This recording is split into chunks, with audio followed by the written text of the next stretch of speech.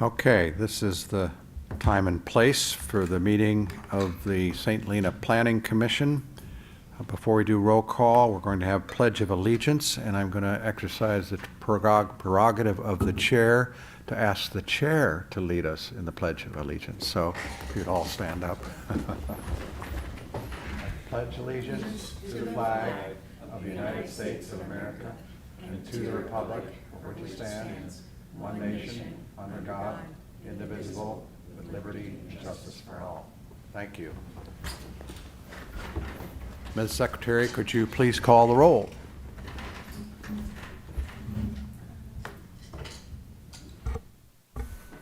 Commissioner Anderson? Here. Commissioner Lopez? Here. Commissioner Covell? Here. Vice Chair Furtick? Here. Chair Warner? Here. Thank you. Thank you very much. This is the time and place for the public forum. This is an opportunity for the public to address the Commission on items of interest to the public that are not listed on the agenda. Because of restrictions under the Brown Act, the Commission may not engage in discussion nor take action on matters not described on the agenda. And you must please observe the time limit of 4 minutes. Is there anybody, a member of the public, that would like to provide any comments in the public forum? Seeing none, we'll close the public forum and go on to the consent items. We have only one consent item, and that's the Planning Commission minutes of February 3rd, 26. Anyone have any changes or comments on it? Or I would otherwise entertain a motion for approval, unless any member of the public would like to have it considered for public comment. Anyone? If not, I will entertain a motion for approval. I'll make a motion to approve the minutes. Is there a second? Second. Okay, all in favor, or call the roll? Do you want to do an all in favor? We can do all in favor. All in favor, say aye. Aye. Aye. It's approved. We have one public hearing tonight, agenda item 5.1, and we have a presentation by staff, so we can get right into it. Thanks very much.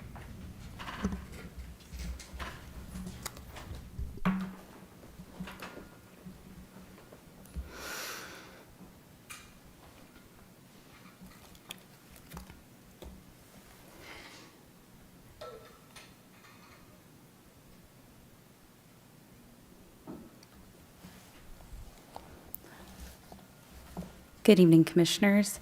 The item before you tonight is for 1354 Charter Oak Avenue, PL 25013. The request is for a demolition permit, major design review, and minor modifications to design standards.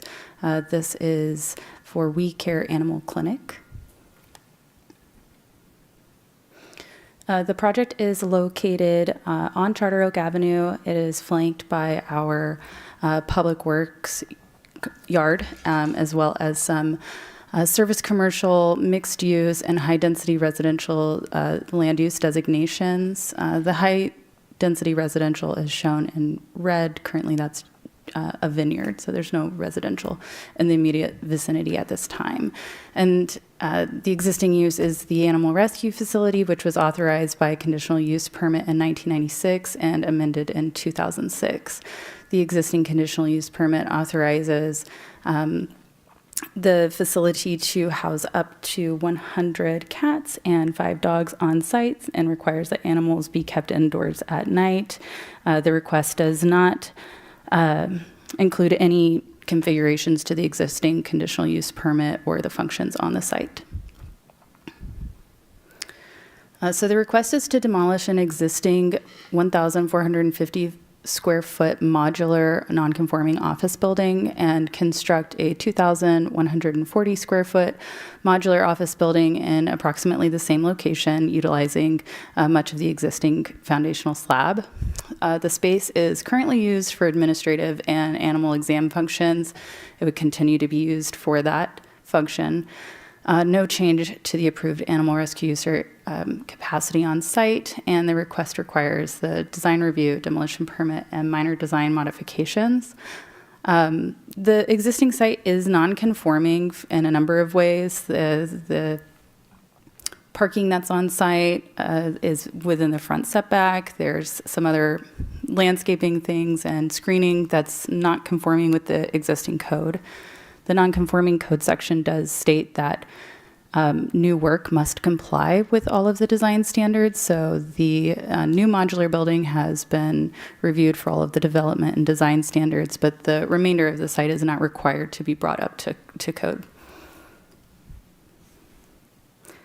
So here are the existing and proposed floor plans. They are adding one additional restroom. They've provided a water use analysis that was reviewed by Public Works, which found that the upgraded restroom is going to be less intensive than the old restroom that was there, so no issues with water impacts. And the building itself is getting bigger largely to make the space more functional. It will have better ADA will meet all of the ADA accessibility requirements and have better circulation and just better serve the animal facility with several animal exam rooms instead of one large animal exam room. They're kind of breaking those up and creating some more functional staff spaces. So the demolition permit does require that the replacement building is reviewed for design review concurrently, that the structure is not historically significant, and that the removal would not alter the essential character of the surrounding area, and that removal of the existing building does not reflect neglect by the owner. The existing building doesn't reflect neglect by the owner. It's just simply reached the end of its functional life, and it needs to be upgraded for ADA accessibility requirements as well. As I previously stated, the major design review is only limited. We're only looking at the new work, so this is just for the new building. The design review findings require that it is consistent with the industrial zoning standards, compatible with the surrounding development, maintains the existing site layout and circulation, that the massing form and articulation are consistent on all sides, and that the materials and colores represent cohesive design. Staff's made all of the findings in the affirmative. And there is a request for two minor design modifications. So in our new zoning code, there are two ways to have relief from standards. One is through a variance, which would apply to more like the quantitative standards like setbacks and height, and the other would be the minor modifications. So the applicants requested for deviations from two of the design standards, one which would require recessed entry and another which has some specifics around horizontal facade articulation. Given that this is a modular building, they are limited in their ability to apply some of these design standards. So they have requested for relief from those, and staff finds that because this is a building that is modular in nature and that they're limited in scope, the overall project does remain consistent with the design intent and the intent of the industrial district, and overall represents an improvement to the site and can support those requests. So for the reasons in the staff report and as presented in this presentation, staff does recommend that the commission find the project exempt from CEQA and adopt the required findings and approve the attached resolution. I'm available for questions. I just have one question. So it was unclear to me that in the new building, what is designated as office sounds like those are going to be exam rooms. So in the current building, it says exam room, and then in the new building, they say office. So to me, I thought they were administrative offices and wondered where the exam room went.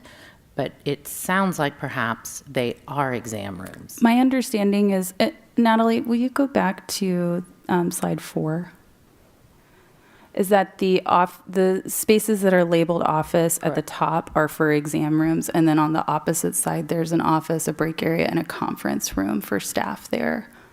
They also provided floor plans of the other existing buildings on the site, which are used for kennels and for like storage space. So they do intend to keep the animal exams in this, as far as I understand. Okay. Other comments before we open up for public comments?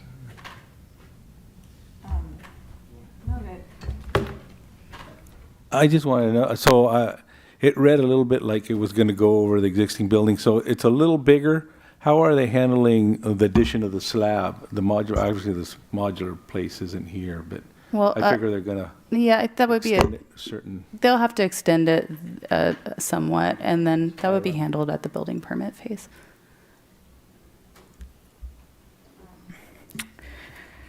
I just have a couple of questions relating to the non-conforming part.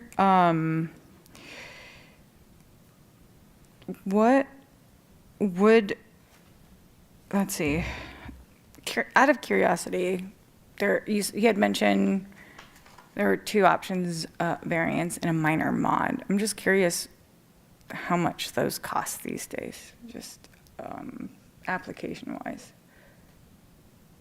If you give me one moment, I can give Yeah. you the exact number.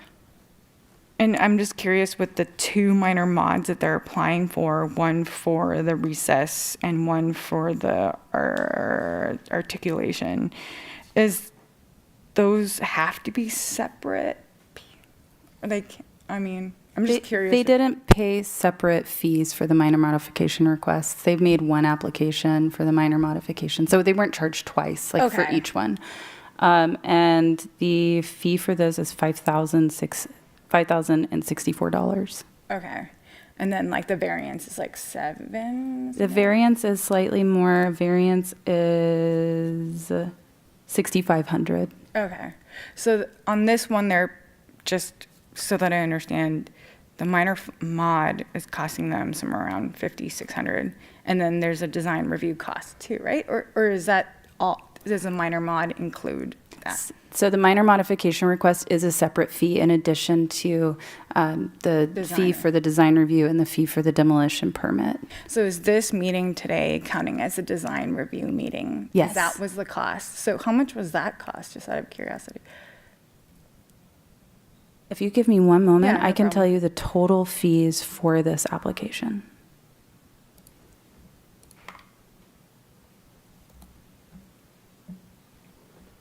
I mean, they're just, I can tell that they're operating on a budget. So, and the relief makes sense to me as far as not having to change a modular prefab kind of building to adjust for a recess and or articulation that can't really be achieved in prefab buildings.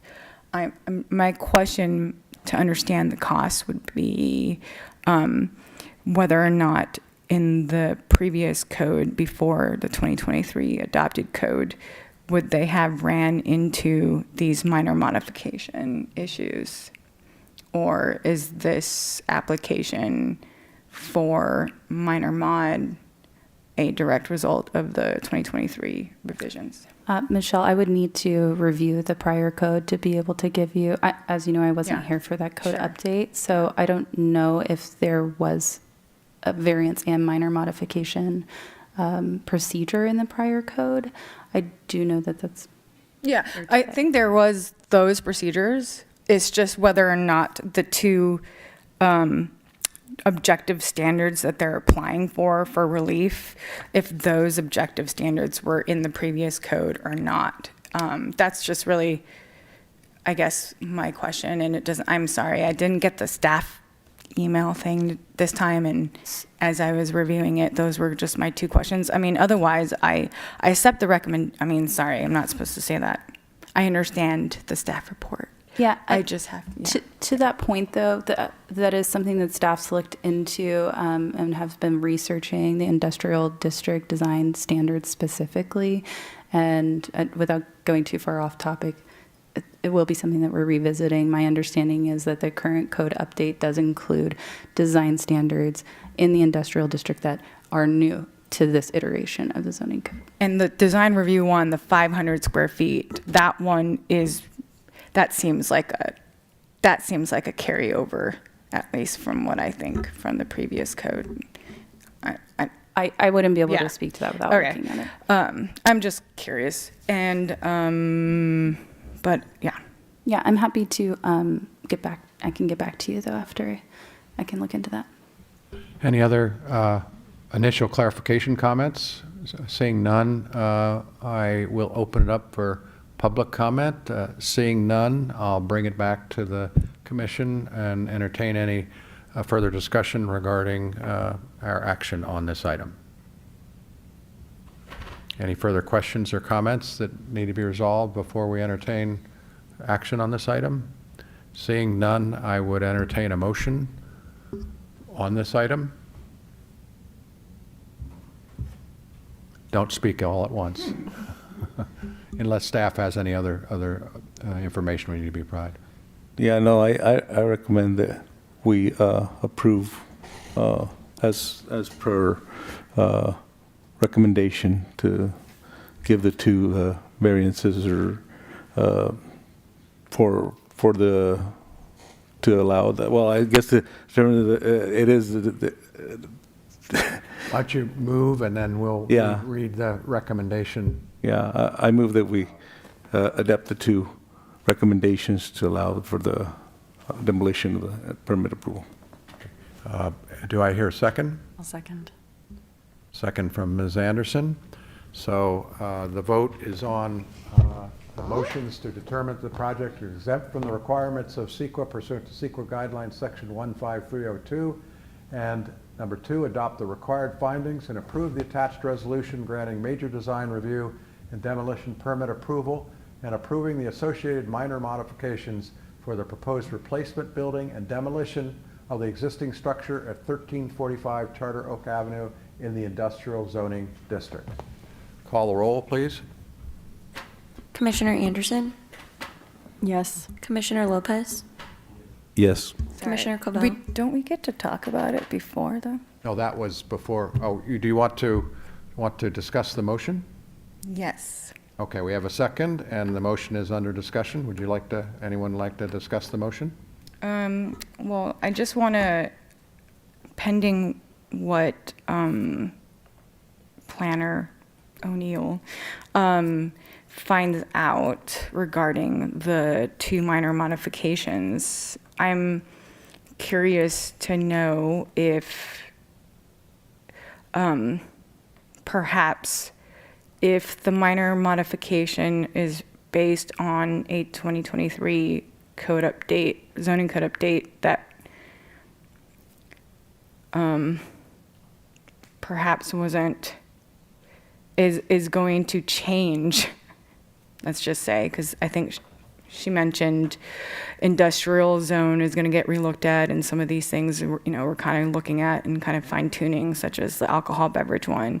These fees kind of add up, and I'm curious to see if there's any way that we can say if it is a fee that does get changed, perhaps we waive it. I'm just looking at the fees for the commercial design review, and it looks like 5,000 flat rate. So we have no authority to waive fees, and we have no request by the applicant to waive fees before us. The only agenda item is what's in front of you. Happy to, and later discussion of the zoning code, we can also ask for, an assessment of the fees, but we have no authority to waive fees. But we can put a condition, or is that? No, or we cannot. The fees are the fees are the fees. So I think, Commissioner, when we do bring that forward and we have a conversation about potential amendments to the code, if you have a concern that the code as it stands today might have been a disservice, we can talk about that, and that can be a side recommendation to council to try to address that. Okay, thanks. That's kind of, I might point out that fees also are generated through a fairly extensive study of impacts in terms of the cost to the city. So it's not just one fee that you can adjust, but you need to look at the overall cost impact analysis for those fees. So, any other discussion? I'm just glad that fee is one for the two, because that would have been $10,000, $11,000 for this certainly this can project. Yeah.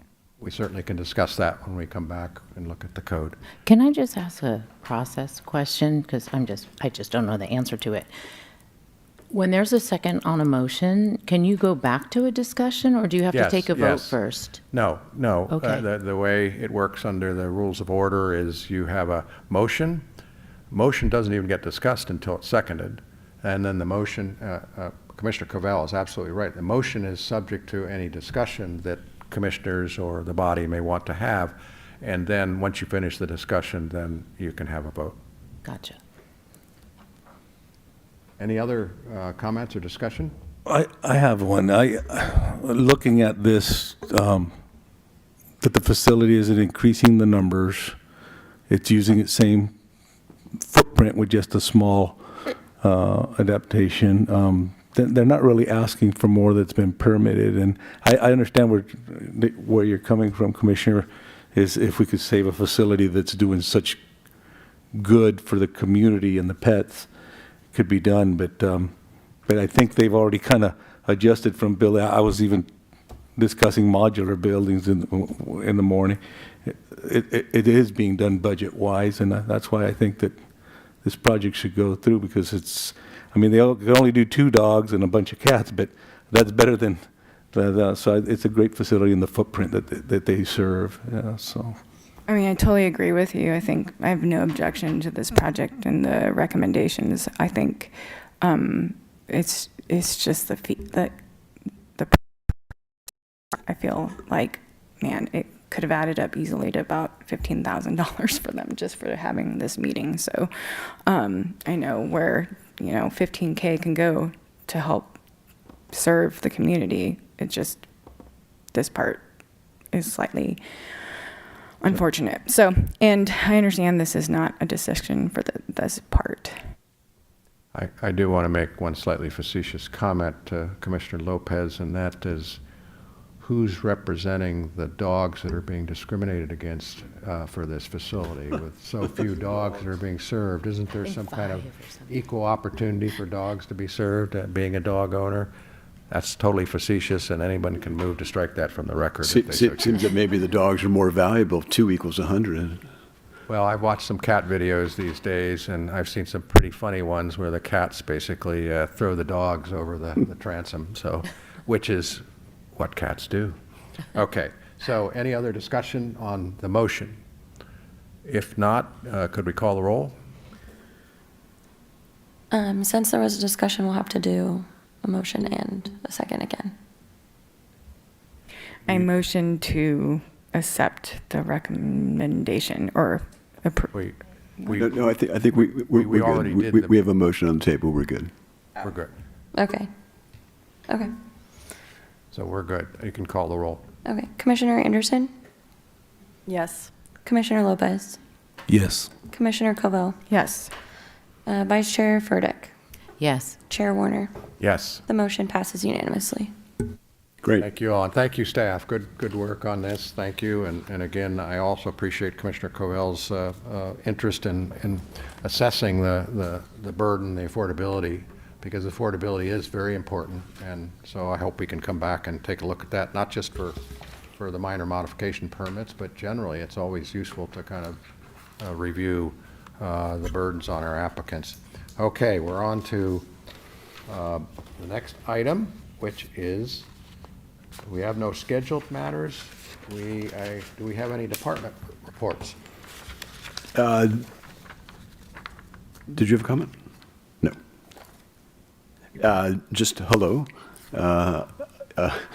I'm happy to be here for the meeting. And as you probably know, the city's moving forward with finding a replacement for our former director, Maya.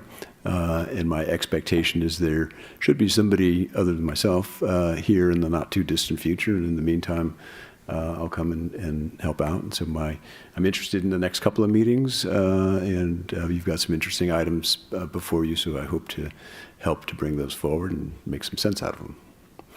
Thank you very much, Director McCann. Appreciate it. Appreciate your great experience on this. Okay, that's department reports. Now we're on to agenda forecast, and back to you. So I'm, in asking the staff about just sharing what's going on in the department with the commission, I heard a few different things and thought that it might make some sense to explore a way to just bring some agenda items forward to you so you have a sense of what's coming up in the next couple of meetings. And so things get a little bit uncertain when we look too far out with some of the private development applications because they're not yet complete and there may be things that come up. And then there's also the need to balance the load on a particular agenda. We're quite light tonight, but in future meetings we might not be. So policy matters or non-development matters or things that we can control and kind of plug in as agendas allow. We want to make sure that we can move the private applications along as quickly as possible, so we'll balance those things. Anyway, so we've taken a stab at just giving you a preview of the next couple of meetings, and we already know that we got it wrong because, one, we've got a wrong date, and then the other is that on the April 7th meeting, we know that probably 2 or 3 of those are going to move out just because they're not complete yet and they don't look like they're going to get complete, and so it's just timing. But you'll see that there's a interesting mix of relatively small projects, short-term rental, sign consideration, use permit amendments, things of that nature, but then also some things that are much more weighty. Conversation about amendments to the zoning code.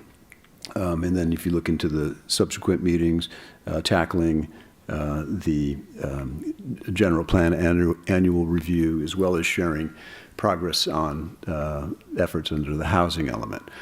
Beyond that, there are development applications for developments on Adams Street, the old Bank of America building, the Alelia Hotel, and others are, moving along. You'll get another opportunity, perhaps in the not too distant future, to look at some other development applications under SB 330 and some of the other legislation. So I can just tell you this to be prepared. Your next half dozen months or so, you'll have some interesting items. You'll see the zoning ordinance, the amendments to the zoning ordinance, and the general plan, I would imagine will be probably of great interest to you all and to the community, particularly the zoning code, because I know that the old code was known by people.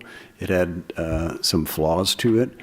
It's been replaced. We have a new code, so there's one code. The old code is history. The new code is what is applicable and pertinent. But there's been a lot of comments about, gosh, it would be nice if we could change this or clarify that or add this or delete that. All of those things have been captured, and there's, I don't know, somewhere around 25, 30 distinct areas in the code that have been identified for some attention, whether that's by staff in our use of the code daily about, gosh, this doesn't quite work, or this is a typo, or this is just flat out wrong, or by folks in the community or you all who've identified things. So at our next meeting, we're going to bring a staff report that provides that history, and then also identifies those, I'll call it 24 or 30 items with a brief description of this is what it's about.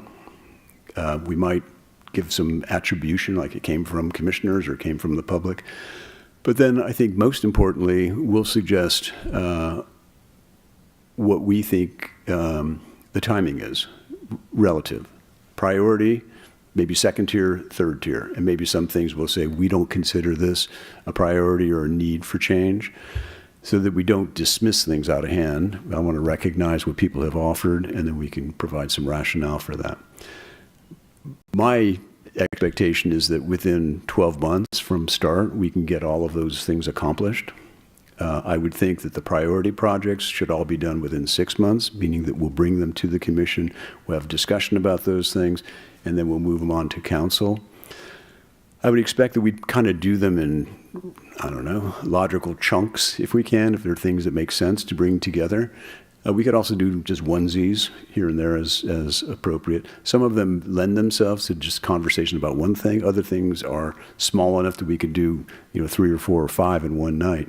So it's going to take work from you all to make sure our list is comprehensive and that we understand the context so that we're working on a solution that fits the problem. And then also that our prioritization is consistent with what you're thinking. And then most importantly, that we can get through them. And so we will, Natalie and Jackie, be working on those, and they'll divvy them up, and off we'll go. And we'll bring those forward. And again, I would expect that we'll make good progress over the next couple of months. So I've got a couple comments and open up for thoughts from my fellow commissioners. And I want to actually kind of channel what Commissioner Covell had raised about timing and approach to the zoning code update. So the only thing I'll say is this is a forecast, and so Right. I'm not seeking direction on that. But if you want to offer a quick comment on that, that'd be awesome. I'd be happy to. I think it's very important for us as commissioners to do our homework, to review the zoning code so we stay along with what the staff comes up with, because we haven't had a chance really, other than Commissioner Covell had some really good points in a list earlier. I think it's important that we as commissioners also do our homework and look at the code and be prepared beginning at the first next meeting to be able to identify what we think needs to be clarified or updated or what have you.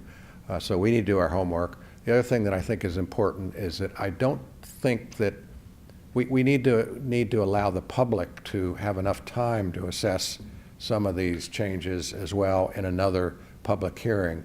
Now, it may be that based on your prioritization, it may be that it's fairly easy for the public to comment on that in the first meeting, but I want to be sure that if the public wants more time, or the practitioners, or those who are actually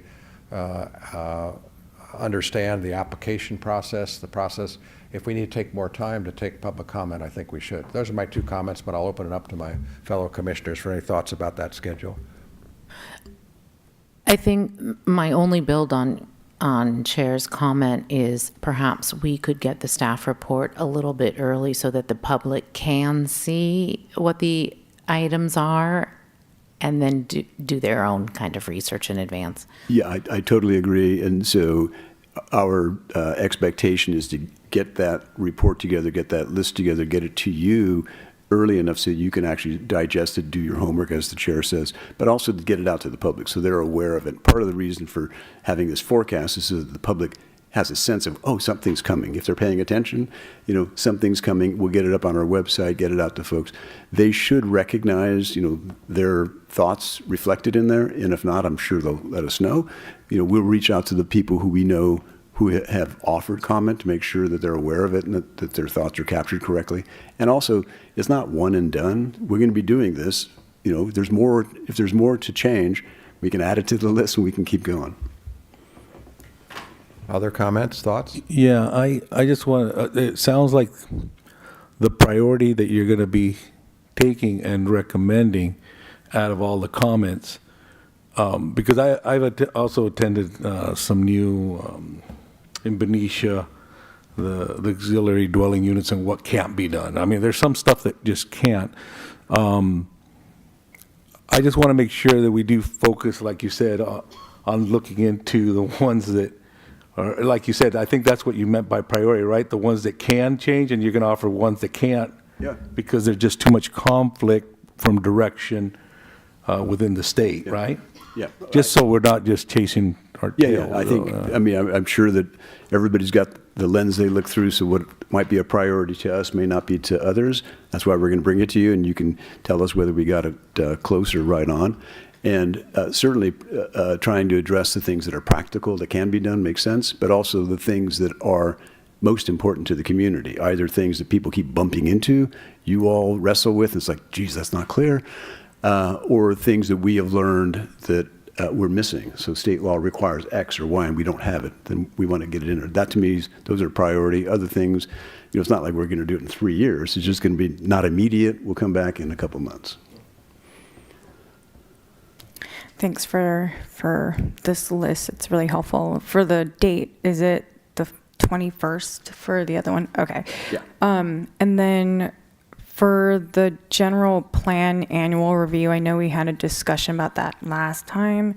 And I think, Jackie, I just want to make sure I'm not violating any sort of Brown Act, but because you had emailed out the general plan annual review to me, and it looked like Planning Commission as a group.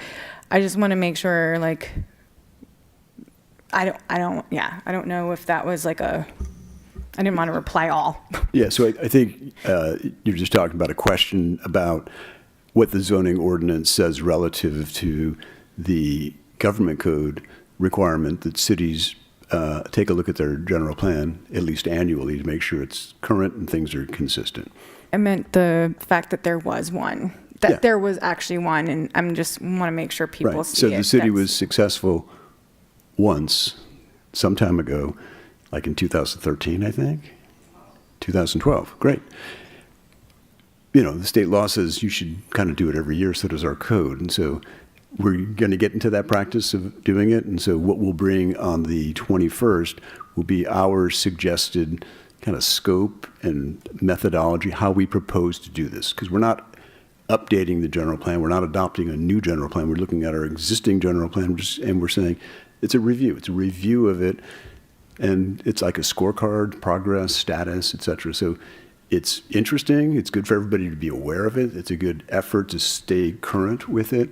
But it's also very focused in its effort. And it's predominantly a staff-driven effort to go through all those different elements, talk with the different departments. Many departments will be involved.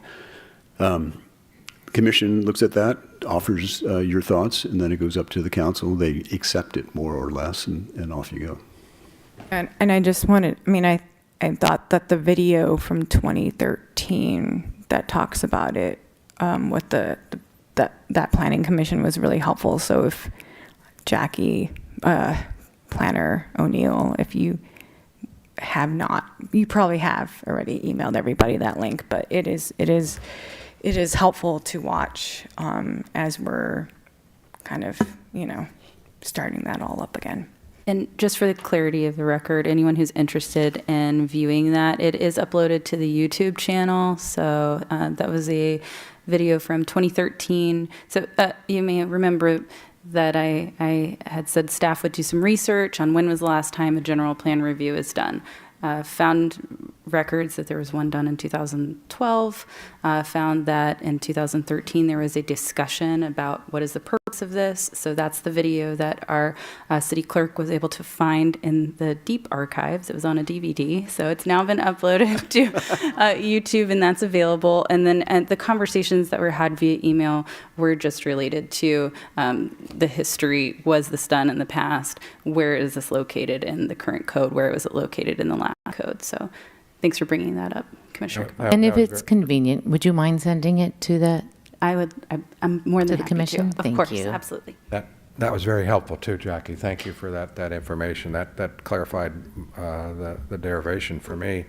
I was, under 18 at the time in 2013, so I'm not sure I was able to view it. But I just find that the report from 2012 seems still pertinent today. So it was just interesting to see 14 of course, years ago. So that review was on a different general plan. So we really it will was a have the different updated plan. Yeah, it That's was right. housing element. And then, Mr. Chairman, just one other thing that we didn't list that I'd like to bring to your attention, and we'll also get it out to the general public. There's a public, there will be a public meeting on April 9th at the Carnegie Building, 5 o'clock to 8:30. And that's a scoping session for an EIR that's going to be underway for the Castellucci project. That's the project that wants to redevelop the Bank of America site. And so it's common or typical to have the staff hold a public meeting for purpose of scoping to elicit input from people for the scope of the EIR.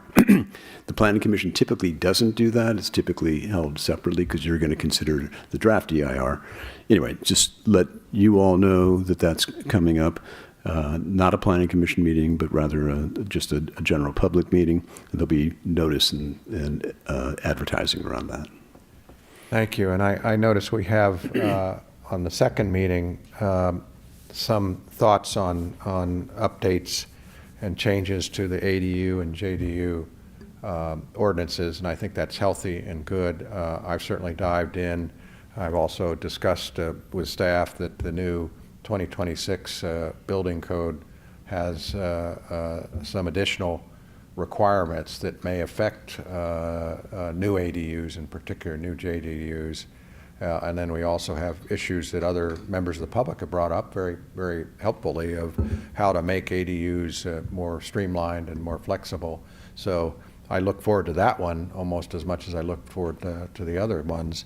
I do know that there's a group, a voluntary group out in the community that is also looking at affordable and workplace housing policies generally. And they may come to the city council with something at some point. They may come to us. They may come to both of us. They certainly will come to the staff. But I want to just give you the heads up that we may see something during this year that may be some recommendations by a kind of an ad hoc local group of community members on on affordable and workforce housing. So that's just an update. I don't know when. I don't know what they will ask for. I just know that they're out there thinking. Other than that, any other comments on the upcoming schedule? Any requests for things to add to the agenda? Can I just add one thought Sure. about the ADU ordinance update? I do want to just point out that there may be some areas for the ADU ordinance where our jurisdiction has a little bit of flexibility over what the state law is very specific about a lot of things in the ADU ordinance. So I will make sure that the staff report very clearly calls out where there are areas where we have more discretion. So that discussion can be really robust. That's very helpful, and just as a preview, I understand that may involve one of the issues regarding separate or joint utility hookups, and that's great to have that, because again, I think that's something members of the public have raised as a question, and that'll come before us. I do have a general question, and you don't have to answer this one. It's just when we get to it, you were talking about the state, and then discretion, local jurisdiction discretion. Like, as far as counting ADUs towards RENA, does the state's method of counting trump the local jurisdiction, the way that they count ADUs? Or, like, I guess, is it the 30-30-30? There's the way you can apply ADUs evenly to the RENA requirements, and I think we apply them differently, so I'm not sure which one. Yeah, so when we bring the ADU ordinance, we can certainly have a little bit of discussion and background about, the genesis of the law, the status of the law. If you have particular areas of interest, you want to let us know, we can include that so we can have a good, robust conversation. And related to that, and also agenda items, I was just at the Cal Cities Planning Commission conference last week. And so I will prepare some highlights for a future meeting that I can share with everyone. I think what I can tell you right now is that the biggest takeaway is that a lot of our discretion has been taken away by California state laws. However, what all the panelists really focused on and concurred and stated over and over again was that we should really be focusing on our objective standards, really refining those. And that's where we have probably the most discretion now. And I think that's what we're doing by reviewing our code and evaluating our code. So that's really the highlight, but there are links to all these presentations that I have access to. I'm hoping that I can download those presentations and share them with all of you. Obviously, you won't have the context of the discussion, you know, and again, I hope to highlight some of those in a future report at a future meeting. But they're great resources, and there was a lot of good takeaway. That's great to have your notes and thoughts and kind of keep track of what's happening at state level. I, too, think that it's important when we do our homework, and it really is a struggle for all of us with our time limits, to look not only at the standards that appear to be subjective and therefore do not have what we would call objective criteria, but also, frankly, the objective criteria. I think there's some things in the objective criteria that appear to be kind of long-standing numbers, if you will, or quantitative criteria.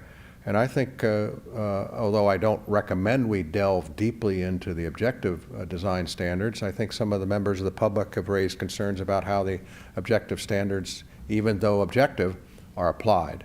So, you know, we're not going to go revisit every single objective standard. That would take years. But I think to the extent practitioners and the public have identified how a particular objective standard may need to be clarified or may need to be further considered as to what's the public health and safety aspect of it. Either direction, either if it's an objective standard that doesn't clearly keep up with public health and safety, or if it's an objective standard that may not really have as much of a justification by the numerical criteria.